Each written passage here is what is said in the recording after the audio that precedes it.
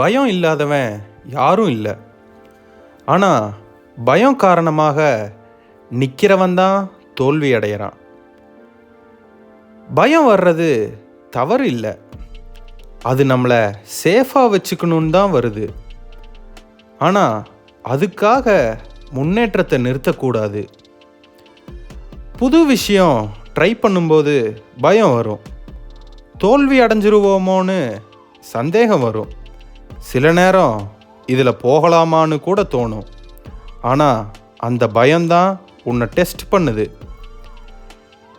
பயத்தை வெல்லணும்னா அதை அவாய்டு பண்ணாதீங்க, அதை ஃபேஸ் பண்ணுங்க.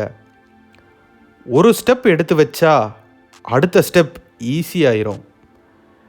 நினைவில் வச்சுக்கோங்க, பயம் இருந்தாலும் பரவாயில்ல, உங்கள் முன்னேற்றத்தை நிறுத்தாதீங்க.